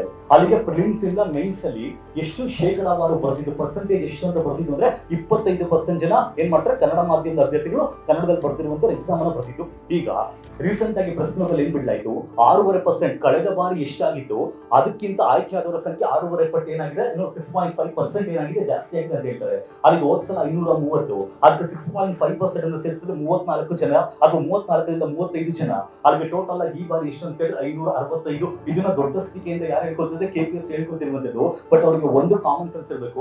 ಏನಕ್ಕೆ ಎಲ್ಲರೆಲ್ಲ ಬುದ್ಧಿವಂತರ ಹೇಳ್ತೀವಿ, ಏನಕ್ಕೆ ಅಂದ್ರೆ ಹೋದ ಸಲ 84,000 ಜನ ಬರೆದ್ರು, 106 ಪೋಸ್ಟ್ ಇದ್ದಿದ್ದು, 2120 ಜನ ಮೇನ್ಸ್ ಬರ್ತಿದ್ರು. 2120 ಜನರಲ್ಲಿ 530 ಜನ 25% ಕನ್ನಡಿಗರು. ಬಟ್ ಈಗ 1,01,000 ಜನ ಪ್ರಿಲಿಮ್ಸ್ ಅನ್ನ ಬರ್ದಿರುವಂತದ್ದು. ಎಷ್ಟು ಪೋಸ್ಟ್ ಗಳಿದೆ ಅಂತ ಕೇಳಿದ್ರೆ 384 ಪೋಸ್ಟ್. ಈ 384 ಪೋಸ್ಟ್ ರೇಷಿಯೋ ಯಾವ ರೀತಿ ತಗೊಳ್ತಾರೆ ಅಂದ್ರೆ 1:20 ತಗೊಳ್ತಿಲ್ಲ, 1:15 ತಗೊಳ್ತಿದ್ದಾರೆ. ಅಲ್ಲಿ ಎಷ್ಟು ಜನ ಮುಖ್ಯ ಪರೀಕ್ಷೆಯನ್ನ ಬರೀತಾರೆ ಅಂತ ಕೇಳಿದ್ರೆ ಏನಿಲ್ಲ ಅಂದ್ರೂ 5,600 5,700 ಜನ. ಈ 5,700 ಜನರಲ್ಲಿ ಈ ಬಾರಿ ಅವ್ರು 6.5% ಜಾಸ್ತಿ ಆಗಿದೆ ಅಂತ ಹೇಳಿದ್ರಲ್ಲ, 530ಕ್ಕೆ 6.5% ಅನ್ನ ಸೇರಿಸಿದ್ರೆ 565 ಆಗುತ್ತೆ. ಅಲ್ಲಿಗೆ 5,500 ಜನದಲ್ಲಿ ಬರೀ 565 ಜನ ಮಾತ್ರ ಇವತ್ತು ಏನ್ ಮಾಡ್ತಿದ್ದಾರೆ, ಮೇನ್ಸ್ ಅನ್ನ ಬರೀತಿರುವಂತದ್ದು. ಹೋದ ಸಲ 25% ಕನ್ನಡ ಮಾಧ್ಯಮದಲ್ಲಿ ಬರೆಯೋರಿದ್ರು, ಈ ಸಲ ಮೇನ್ಸ್ ಅನ್ನ ಕೇವಲ 9% ಜನ ಮಾತ್ರ ಬರೀತಿರುವಂತದ್ದು. ಈಗ ಅವ್ರು ಹೇಳಿದ್ರಲ್ಲ 6.5% ಜಾಸ್ತಿ ಆಯ್ತು ಅಂತ, ತಪ್ಪು. ಏನಕ್ಕೆ ಅಂದ್ರೆ ಅವ್ರು ರೇಟ್ ಆಫ್ ಚೇಂಜ್ ಅನ್ನ ಹೇಳಿದ್ರು, ಎಷ್ಟು ಬದಲಾವಣೆ ಆಗಿದೆ ಅಂತ ಜನ ಅಂದ್ರೆ ಅಭ್ಯರ್ಥಿಗಳ ನಂಬರ್ ಅನ್ನ ಹೇಳಿದ್ರು. ಬಟ್ ನಾನು ಹೇಳ್ತೀನಿ, ಹೋದ್ ಸಲ ಬರ್ದಿರೋರ್ಗಿಂತ 60% ಕಡಿಮೆ ಜನ ಕನ್ನಡ ಮಾಧ್ಯಮದ ಅಭ್ಯರ್ಥಿಗಳಿಗೆ ಏನ್ ಮಾಡ್ತಿದ್ದಾರೆ, ಎಕ್ಸಾಮ್ ಅನ್ನ ಬರೀತಿರುವಂತದ್ದು. ಇದು ಮೇಜರ್ ಫ್ಯಾಕ್ಟರ್ ಇರುವಂತದ್ದು. ಅವರೆಲ್ಲರೂ ಕೂಡ ತಪ್ಪು ತಿಳುವಳಿಕೆಯನ್ನ ಯಾರಿಗೆ ಗೌರ್ಮೆಂಟ್ ಆಗಿಲ್ಲ ಅಥವಾ ಬೇರೆಯವ್ರಿಗೆ ನೀಡ್ತಿರುವಂತದ್ದು. ಇನ್ನು ಕೊನೆಯದಾಗಿ, ಯಾಕಂದ್ರೆ ನಾನು ತುಂಬಾ ವಿಷಯ ಮಾತಾಡಿ ತುಂಬಾ ಟೈಮ್ ತಗೊಂಡೆ, ಕ್ಷಮೆ ಕೇಳಲಿಕ್ಕೆ ಇಷ್ಟಪಡ್ತೀನಿ. ಬಟ್ ಒಂದು ಪಾಯಿಂಟ್ ಬಂದು, ಬಟ್ ಇನ್ನೊಂದು ಕೊನೆ ಪಾಯಿಂಟ್ ಏನಕ್ಕೆ ಅಂದ್ರೆ, ನಾರಾಯಣಗೌಡರು ಕೂಡ ಅವರು ಮನವಿ ಮಾಡ್ಕೊಂಡಿದ್ರು ಸರ್ಕಾರಕ್ಕೆ. ಈಗ ನಾವು ಕೂಡ ಪ್ರತಿಯೊಂದು ವಿಚಾರಕ್ಕೂ ಸರ್ಕಾರವನ್ನ ಬ್ಲೇಮ್ ಮಾಡ್ಲಿಕ್ಕೆ ಆಗಲ್ಲ, ನಿಜ. ಆದ್ರೆ ಕೊನೆಯದಾಗಿ ಇದನ್ನ ಮರುಪರೀಕ್ಷೆ ಅಥವಾ ನೋಟಿಫಿಕೇಶನ್ ಕ್ಯಾನ್ಸಲ್ ಮಾಡಿ ರಿನೋಟಿಫೈ ಮಾಡುವಂತ ಅಧಿಕಾರ, ಆ ಪ್ರೆರೋಗೇಟಿವ್ ಯಾರಿಗಿದೆ ಅಂದ್ರೆ ಗೌರ್ಮೆಂಟ್ಗೆ ಇರುವಂತದ್ದು. ಯಾರಿಗಿದೆ, ಗೌರ್ಮೆಂಟ್ಗೆ. ಆ ಕಾರಣಕ್ಕೆ ಒಂದು ಮಾತನ್ನು ಹೇಳಿಕ್ಕೆ ಇಷ್ಟಪಡ್ತೀನಿ, ಸಿದ್ದರಾಮಯ್ಯನವ್ರ ಬಗ್ಗೆ ತುಂಬಾ ಅನುಮಾನ ಇದೆ. ಬೇರೆ ವಿಚಾರದಲ್ಲಿ ಏನೋ ಗೊತ್ತಿಲ್ಲ, ರಾಜಕೀಯವಾಗಿ ಬೇರೆ ಬೇರೆ ಸಿದ್ಧಾಂತ ಬೇರೆ ಬೇರೆ ಇರ್ಬೋದು, ಆದ್ರೆ ಮುಖ್ಯಮಂತ್ರಿಗಳಲ್ಲಿ ಸಿದ್ದರಾಮಯ್ಯ ಅವರನ್ನ ಯಾವ ಕಾರಣಕ್ಕೆ ಎಲ್ಲರೂ ಮೆಚ್ಚಲೇಬೇಕು ಅಂದ್ರೆ, ಕನ್ನಡದ ವಿಚಾರ ಬಂದಾಗ ಯಾರನ್ನ ಮೆಚ್ಚಲೇಬೇಕು, ಸಿದ್ದರಾಮಯ್ಯ. ಏನಕ್ಕೆ ಸಿದ್ದರಾಮಯ್ಯ ಅವರು ಮೊದಲ ಬಾರಿಗೆ ಮಂತ್ರಿ ಆಗಿದ್ದ ಸಂದರ್ಭದಲ್ಲಿ 1980ರ ದಶಕದಲ್ಲಿ ಅವತ್ತಿಗೆ ನಾಡು ನೆಲ ಜಲ ಇದನ್ನ ಕಾಪಾಡಬೇಕು ಅಂತೇಳಿ ಒಂದು ಅಥಾರಿಟಿ, ಒಂದು ಕಮಿಷನ್ ರಚನೆ ಮಾಡ್ತಾರೆ. ಅದರ ಮೊದಲ ಅಧ್ಯಕ್ಷರು ಕೂಡ ಯಾರಾಗಿದ್ರು, ಸಿದ್ದರಾಮಯ್ಯನವರೇ ಆಗಿದ್ರು. ಈಗ ಮತ್ತೆ ರಚನೆ ಆಗಿದೆ ಯಾರ ಕಾಲದಲ್ಲಿ, ಸಿದ್ದರಾಮಯ್ಯನವರ ಕಾಲದಲ್ಲಿ. ಅದೇ ಕಾರಣಕ್ಕೆ ಅನ್ನರಾಮಯ್ಯ ಅದೇನೇ ಇರಲಿ, ಬಟ್ ಒಂದು ಖುಷಿಯಿಂದ ಎಲ್ಲರೂ ಹೇಳ್ಬೋದು ಯಾವ್ದು ಅಂತ ಕೇಳಿದ್ರೆ ಕನ್ನಡ ರಾಮಯ್ಯ ಅಂತ ಹೇಳ್ತೀವಲ್ವಾ, ಹೌದು ಹೇಳ್ತೀವಿ. ಬಟ್ ಇಲ್ಲಿ ಸಿದ್ದರಾಮಯ್ಯ ಅವರಿಗೆ ಒಂದು, ಯಾಕಂದ್ರೆ ನಾರಾಯಣಗೌಡರು ಕೂಡ ಮಾತಾಡ್ತಾ ಲಾಸ್ಟ್ ಟೈಮ್ ಹೇಳ್ತಾ ಇದ್ರು ಏನಂತ, ನಿಮ್ಮ ರಾಜಕೀಯ ಇತಿಹಾಸದಲ್ಲಿ ಅದೊಂದು ಬ್ಲಾಕ್ ಸ್ಪಾಟ್ ಆಗಿ ಉಳಿದ್ಬಿಡುತ್ತೆ ಅಂತ. ನಾನು ಇನ್ನೊಂದು ಪಾಯಿಂಟ್ ಅನ್ನ ಹೇಳ್ತೀನಿ, ನಿಮಗೆ ಯಾವಾಗ ಕನ್ನಡ ಬೇಕು ಆಗ ಕನ್ನಡವನ್ನ ಅಪ್ಕೊಳ್ಳೋದಕ್ಕೆ ಬರಬೇಡಿ. ಕನ್ನಡಕ್ಕೆ ಯಾವಾಗ ನಿಮ್ಮ ಅವಶ್ಯಕತೆ ಇರುತ್ತೆ ಆಗ ಬಂದು ನೀವು ಕನ್ನಡಕ್ಕೆ ಅಪ್ಕೊಳ್ಳಿ. ಏನಕ್ಕೆ ಅಂದ್ರೆ ಇಲ್ಲಿ ಆಗ್ತಿರುವಂತದ್ದು ಬರೀ ಕನ್ನಡ ಮಾಧ್ಯಮದ ಅಭ್ಯರ್ಥಿಗಳಿಗೆ ಮಾತ್ರ ಅಲ್ಲ, ಇದು ಯಾರಿಗಾದಂತ ಅವಮಾನ ಅಂದ್ರೆ ಕನ್ನಡಕ್ಕಾದಂತ ಅವಮಾನ. ನಾನಿಲ್ಲಿ ಬಂದಿರೋದು ಕನ್ನಡ ಮಾಧ್ಯಮದ ಅಭ್ಯರ್ಥಿಗಳಿಗಿಂತ ಹೆಚ್ಚಾಗಿ ಕನ್ನಡ ಭಾಷೆಗಾದಂತ ಅವಮಾನಕ್ಕೆ. ಏನಕ್ಕೆ, ಕನ್ನಡ ಮಾಧ್ಯಮದ ಅಭ್ಯರ್ಥಿಗಳಿಗಾಗಿರುವಂತಹ ಅವಮಾನವನ್ನ ಸರಿಪಡಿಸಬಹುದು, ಏನೋ ಒಂದು ರಿನೋಟಿಫಿಕೇಶನ್ ಏನೋ ಆಗಿ ಸರಿಪಡಿಸಬಹುದು. ಆದ್ರೆ ಕನ್ನಡ ಭಾಷೆಗಾದಂತ ಅವಮಾನವನ್ನ ಯಾರಿಂದಲೂ ಸರಿಪಡಿಸೋದಕ್ಕಾಗಲ್ಲ. ಆಗುತ್ತಾ? ಇನ್ನೊಂದು ಎಕ್ಸಾಮ್ ಕೊಟ್ಬಿಟ್ರೆ ನಿಮಗೆ ನ್ಯಾಯ ಸಿಕ್ತಂಗಾಯ್ತು, ಕನ್ನಡ ಭಾಷೆ ನ್ಯಾಯ ಸಿಕ್ತಂಗಾಯ್ತಾ? ಆಗುತ್ತಾ? ಆಗಲ್ಲ. ಏನಕ್ಕೆ ಅಂದ್ರೆ ಇದೇ ವಿಚಾರಕ್ಕೆ ಇವತ್ತಿಗೆ ರೀಸೆಂಟ್ ಆಗಿ ಬೆಳಿಗ್ಗೆ ಯಾರೋ ಏನೋ ನ್ಯೂಸ್ ಹರಿದಾಡ್ತಾ ಇತ್ತು. ಮಧ್ಯಪ್ರದೇಶಲ್ಲೂ ಕೂಡ ಅಲ್ಲಿ ಲೋಕಲ್ ಪಬ್ಲಿಕ್ ಸರ್ವಿಸ್ ಕಮಿಷನ್ ಇದೆ, ಅದರಲ್ಲಿ ಕ್ಲಿಯರ್ ಕಟ್ ಆಗಿ ಏನಂತ ಹೇಳಿದ್ದಾರೆ ಅಂದ್ರೆ, ಇಂಗ್ಲಿಷ್ ಮತ್ತೆ ಅಲ್ಲಿ ಮೇಜರ್ ಆಗಿ ಯಾವ ಭಾಷೆನ ಬಳಸ್ತಾರೆ, ಹಿಂದಿ ಭಾಷೆಯನ್ನ. ಈಗ ಕ್ವಶನ್ ಇಂಗ್ಲಿಷ್ ಮತ್ತೆ ಹಿಂದಿ ಎರಡರಲ್ಲೂ ಇರುತ್ತೆ. ಇನ್ ಕೇಸ್ ಇಂಗ್ಲಿಷ್ ಅಲ್ಲಿ ಏನಾದ್ರೂ ಕ್ವಶನ್ ತಪ್ಪು ಅನ್ಸಿದರೆ ಅಥವಾ ಫ್ಯಾಕ್ಟ್ಸ್ ಅಲ್ಲಿ ಏನಾದ್ರೂ ಗೊಂದಲ ಉಂಟಾದ್ರೆ ನೀವು ಫೈನಲ್ ಆಗಿ ಯಾವ ಭಾಷೆನ ನೋಡ್ಬೇಕು ಅಂತ ಹೇಳಾಗುತ್ತೆ, ಹಿಂದಿ ಭಾಷೆನ ನೋಡ್ಬೇಕು ಅಂತ ಹೇಳಿ ಅವ್ರು ಹೇಳ್ಕೊಳ್ತಾರೆ. ನಾವು ಕರ್ನಾಟಕದಲ್ಲಿ ಇದ್ಕೊಂಡು ಪ್ರತಿಯೊಂದು ಟೈಮಲ್ಲೂ ಕನ್ನಡ ಕನ್ನಡ ಕನ್ನಡ ಅಂತ ಹೇಳ್ತಿರಲ್ಲ, ಮೊದಲಿಗೆ ಯಾವ್ದನ್ನ ಚೇಂಜ್ ಮಾಡಿ ಅಂದ್ರೆ ಇದನ್ನ ಚೇಂಜ್ ಮಾಡಿ. ಇಂಗ್ಲಿಷ್ ಎಲ್ಲ ಫೈನಲ್, ಯಾವ್ದು ಫೈನಲ್ ಇಲ್ಲ ಆಗ್ಬೇಕು, ಕನ್ನಡ ಇಲ್ಲಿ ಫೈನಲ್ ಆಗ್ಬೇಕು. ಏನಕ್ಕೆ ಅವರೆಲ್ಲ ಕನ್ನಡ ಮಾಧ್ಯಮದ ಅಭ್ಯರ್ಥಿಗಳು ಅಂತೇಳಿ ಕನ್ನಡದಲ್ಲಿ ಎಕ್ಸಾಮ್ ನ ಬರೀತಾರಲ್ಲ, ಏನಕ್ಕೆ ಎಕ್ಸಾಮ್ ನ ಬರೀತಾರೆ? ಇಂಗ್ಲಿಷ್ ಓದಕ್ ಬರ್ತಿಲ್ಲ, ಇಂಗ್ಲಿಷ್ ಓದಿಲ್ಲ, ಆ ಕಾರಣಕ್ಕೆ ಕನ್ನಡದಲ್ಲಿ ಬರೀತಾರೆ. ಈಗ ಅಂತವ್ರಿಗೆ ಕನ್ನಡದಲ್ಲಿ ತಪ್ಪನ್ನು ಕೊಟ್ಬಿಟ್ಟು ನೀವು ಕನ್ನಡದಲ್ಲಿ ಏನಾದ್ರು ತಪ್ಪಿದ್ರೆ ಇಂಗ್ಲಿಷ್ ಅನ್ನ ನೋಡಿ ಅಂತ ಹೇಳ್ತಿರಲ್ಲ, ಅವ್ರಿಗೆ ಇಂಗ್ಲಿಷ್ ಅರ್ಥ ಆಗಿದ್ರೆ ಅವ್ರು ಯಾಕೆ ಕನ್ನಡದಲ್ಲಿ ಬರೆಯೋರು? ಹೌದಲ್ವಾ? ಇದು ಇವತ್ತಿಗೆ ಮೇಜರ್ ಪ್ರಾಬ್ಲಮ್ ಇರುವಂತದ್ದು. ಇನ್ನೊಂದೇನು ಅಂದ್ರೆ, ಲಾಸ್ಟ್ ಟೈಮ್ ಕೂಡ ಏನು ಹೋರಾಟ ಮಾಡಿದಂತ ಸಂದರ್ಭದಲ್ಲಿ ಅವತ್ತು ಇನ್ನೊಬ್ಬ ವ್ಯಕ್ತಿಯನ್ನ ಚೇಂಜ್ ಮಾಡಬೇಕು ಅಂತ ಹೇಳಿದ್ರು. ಅವತ್ತಿಗೆ ಸಿದ್ದರಾಮಯ್ಯ ಅವರು ಒಂದು ಟ್ವೀಟ್ ಮಾಡ್ತಾರೆ, ಇದಕ್ಕೆ ಯಾರೆಲ್ಲ ಜವಾಬ್ದಾರ ಆಗಿದ್ದಾರೆ ಅವ್ರೆಲ್ಲರೂ ಕೂಡ ರಿಲೀವ್ ಮಾಡ್ತೀವಿ ಅಂತ. ನಾವೆಲ್ಲರೂ ಖುಷಿ ಪಟ್ಬಿಟ್ವಿ. ಅವತ್ತಿಗೆ ಕೇವಲ ಸೆಕ್ರೆಟರಿಯನ್ನ ಮಾತ್ರ ಚೇಂಜ್ ಮಾಡಲಾಯಿತು, ಆಗ ಎಕ್ಸಾಮಿನೇಷನ್ ಕಂಟ್ರೋಲ್ ಅನ್ನ ಚೇಂಜ್ ಮಾಡಿಲ್ಲ, ಎಕ್ಸಾಮಿನೇಷನ್ ಕಂಟ್ರೋಲರ್. ಬಟ್ ಈ ಬಾರಿ ಎಕ್ಸಾಮಿನೇಷನ್ ಕಂಟ್ರೋಲರ್ ಚೇಂಜ್ ಆಗ್ಲೇಬೇಕು. ಯಾವ ರೀತಿ ರೀನೋಟಿಫಿಕೇಶನ್ ಅಂತ ಡಿಮ್ಯಾಂಡ್ ಇದೆ, ಅದೇ ತರ ಮತ್ತೊಂದು ಡಿಮ್ಯಾಂಡ್, ಇದು ನನ್ನ ಡಿಮ್ಯಾಂಡ್, ನಮ್ಮ ಡಿಮ್ಯಾಂಡ್, ಎಲ್ಲರ ಡಿಮ್ಯಾಂಡ್. ಯಾರು ಚೇಂಜ್ ಆಗ್ಲೇಬೇಕು ಅಂದ್ರೆ ಎಕ್ಸಾಮಿನೇಷನ್ ಕಂಟ್ರೋಲರ್ ಚೇಂಜ್ ಆಗ್ಲೇಬೇಕು. ಏನಿಲ್ಲಪ್ಪ? ಹೌದು, ಜ್ಞಾನೇಂದ್ರ ಕುಮಾರ್. ಈಗ ಜ್ಞಾನೇಂದ್ರ ಕುಮಾರ್ ಏನಕ್ಕೆ ಅಂದ್ರೆ ಅವ್ರನ್ನ ಕಾಮಿಡಿ ಮಾಡ್ಬೇಕು ಅಂತ ಹೇಳಿ ಒಂದು 10 ನೇಮ್ ಅವ್ರಿಗೆ ಕೊಟ್ಬಿಟ್ಟಿದ್ದಾರೆ. ನಮ್ಮ ಫ್ರೆಂಡ್ಸ್ ಜ್ಞಾನೇಶ್, ಗಂಗಾರು, ಎಷ್ಟೋ ನನಗೆ ಕನ್ಫ್ಯೂಸ್ ಆಗ್ತಾರೆ. ಅವರಿಗೆ ಆ ವ್ಯಕ್ತಿನ ಚೇಂಜ್ ಮಾಡ್ಬೇಕು ಅನ್ನುವಂತ ಮತ್ತೊಂದು ಡಿಮ್ಯಾಂಡ್ ಅನ್ನು ಕೂಡ ನಾವು ಈ ಕ್ಷಣದಲ್ಲಿ ಇಡ್ಲೇಬೇಕಾಗುತ್ತೆ. ಇನ್ನೊಂದು ಕೊನೆಯದಾಗಿ ಸರ್ಕಾರವನ್ನು ಕೂಡ ಕೇಳ್ಕೊಳ್ತಾ ಇದೀವಿ, ಕನ್ನಡ ಮಾಧ್ಯಮದ ಅಭ್ಯರ್ಥಿಗಳಿಗೆ ಅನ್ಯಾಯ ಆಗಿದೆ, ಅದನ್ನು ಸರಿಪಡಿಸೋದಕ್ಕೆ ಒಮ್ಮೆ ನೀವೇನ್ ಕಳೆದ ಬಾರಿ ನಿರ್ಧಾರ ಮಾಡಿದ್ರೆ ಆ ನಿರ್ಧಾರ ಮಾಡಿ ಅಂತ ಮತ್ತೊಮ್ಮೆ ನಾನು ಕೇಳ್ಕೊಳ್ತೀನಿ. ಇದರ ಮುಖಾಂತರ ಇಲ್ಲಿ ನಮಗಾದಂತ ಅನ್ಯಾಯದ ಕುರಿತು ಮಾತಾಡಲಿಕ್ಕೆ ಅವಕಾಶವನ್ನ ಕಲ್ಪಿಸಿಕೊಟ್ಟಂತ ನಾರಾಯಣಗೌಡ ಅವರಿಗೆ ತುಂಬ ಧನ್ಯವಾದಗಳನ್ನ ಹೇಳಲಿಕ್ಕೆ ಇಷ್ಟಪಡ್ತೀನಿ. ಅಷ್ಟೇ ಅಲ್ಲ, ಈ ಬಾರಿ ಇನ್ನೊಂದು ಕೊನೆಯದಾಗಿ ಅವ್ರೇನಾದ್ರು ಚೇಂಜ್ ಮಾಡಿಲ್ಲ ಅಂದ್ರೆ, ಯಾವಾಗ್ಲೂ ಕರವೇ ಅಂತ ಬಂದಾಗ ಕರ್ನಾಟಕದಲ್ಲಿ ಅತಿ ದೊಡ್ಡ ಪ್ರೆಷರ್ ಗ್ರೂಪ್ ಕನ್ನಡ ಭಾಷೆ ವಿಚಾರ ಅಂತ ಬಂದಾಗ ನಾವು ಯಾರು ಹೇಳ್ತೀವಿ? ಕರವೇ ಅಂತ ಹೇಳ್ತೀವಿ. ಇಲ್ಲಿವರೆಗೂ ಪಾಪ ಅವರು ನಮಗೋಸ್ಕರ 100 ಕೇಸ್ಗಳು, ಎಷ್ಟೋ ಇಂಟರ್ವ್ಯೂಗಳನ್ನ ನೋಡ್ತಾ ಇದ್ದೆ, ಅದ್ರಲ್ಲಿ ಅವರು ಹೇಳ್ತಾರೆ, ಒಂದ್ ಹತ್ರ ಹೇಳ್ತಾರೆ, ಏನಂತ ಹೇಳ್ತಾರೆ, ಒಬ್ಬ ವ್ಯಕ್ತಿಯ ಜೀವನನೇ ಹೋರಾಟ ಆಗ್ಬಾರ್ದು, ಏನೋ ಜೀವನದಲ್ಲಿ ಹೋರಾಟ ಆಗ್ಬಾರ್ದು, ಬಟ್ ಜೀವನದಲ್ಲಿ ಆಗಾಗ ಹೋರಾಟಗಳಿರ್ಬೇಕು ಅಂತ. ಬಟ್ ಇಲ್ಲಿ KPSC ಓದಕ್ ಬಂದವ್ರಿಗೆ ಏನಾಗಿದೆ ಅಂದ್ರೆ, ಅವ್ರ ಜೀವನ ಪೂರ್ತಿ ಏನಾಗಿದೆ ಅಂದ್ರೆ ಬರೀ ಹೋರಾಟನೇ ಆಗಿದೆ. ಆ ಕಾರಣಕ್ಕೆ ಈ ಬಾರಿ ಅದು ಕೂಡ ಕೆಲವೊಂದು ಚೇಂಜಸ್ ಆಗ್ಲೇಬೇಕು. ಅದರಲ್ಲಿ ಮೊದಲನೇದೇನು ಅಂದ್ರೆ, ಹುಡುಗರಿಗೆ ಈ ಬಾರಿ ಏನು ಅನ್ಯಾಯ ಆಗಿದೆ, ಅನ್ಯಾಯವನ್ನು ಸರಿಪಡಿಸಲಿಕ್ಕೆ ಅವ್ರೇನು ಎಕ್ಸಾಮ್ ಕೇಳ್ತಾರೆ, ಅವ್ರೇನು ರೀನೋಟಿಫಿಕೇಶನ್ ಕೇಳ್ತಾರೆ, ಕನ್ನಡ ಮಾಧ್ಯಮದ ಅಭ್ಯರ್ಥಿಗಳು ಏನ್ ಕೇಳ್ತಾರೆ ಒಕ್ಕರಿಂದ, ಅದಕ್ಕೆ ಯಾರು ಒಪ್ಕೊಳ್ಳೇಬೇಕು? ಗೌರ್ಮೆಂಟ್ ಒಪ್ಕೊಳ್ಳೇಬೇಕು. ನೆಕ್ಸ್ಟ್ ಎರಡನೇದು, ಎಕ್ಸಾಮಿನೇಷನ್ ಕಂಟ್ರೋಲ್ ಅನ್ನ ಚೇಂಜ್ ಮಾಡ್ಲೇಬೇಕು. ಮೂರನೇದು, ಇದಂತೂ ಆಗ್ಲೇಬೇಕು. ಇನ್ನೊಮ್ಮೆ ಏನಾದ್ರು ಈ ರೀತಿ ಆದಾಗ ಇಂಗ್ಲಿಷ್ ಅಂತಿಮ ಅಲ್ಲ, ಕರ್ನಾಟಕದಲ್ಲಿ ಕನ್ನಡಿಗ ಯಾವ ರೀತಿ ಸಾರ್ವಭೌಮನೋ, ಕರ್ನಾಟಕದಲ್ಲಿ ಎಕ್ಸಾಮ್ ಅಲ್ಲೂ ಕೂಡ ಯಾವ ಅಂತಿಮ ಆಗಿರ್ಬೇಕು ಅಂತ ಹೇಳಿದ್ರೆ ಕನ್ನಡವೇ ಅಂತಿಮ ಆಗಿರ್ಬೇಕು. ಇದನ್ನ ನಾನು ಹೇಳಲಿಕ್ಕೆ ಇಷ್ಟಪಡ್ತೇನೆ. ನೆಕ್ಸ್ಟ್, ಇಷ್ಟು ಆಗ್ಲಿಲ್ವಾ KPSCಗೆ ಮುತ್ತಿಗೆ ಹಾಕಿ ಸರ್, ಈ ಸಲ ನಿಮ್ ಜೊತೆ ನಾವು ಇರ್ತೀವಿ, ಅದೇನೇ ಆಗಲಿ, ಯಾಕಂದ್ರೆ ನೋಡಿ ನಮಗೂ ಸಾಕಾಗಿ ಹೋಗ್ಬಿಟ್ಟಿದೆ. ಅದ್ರ ಮುಖಾಂತರ ನನ್ನ ಒಂದೆರಡು ಮಾತುಗಳನ್ನ ಆಡಲಿಕ್ಕೆ ಅವಕಾಶ ಮಾಡಿಕೊಡಲು ಧನ್ಯವಾದಗಳು ಹೇಳ್ತಾ ನನ್ನ ಮಾತನ್ನ ಮುಗಿಸ್ತೀನಿ.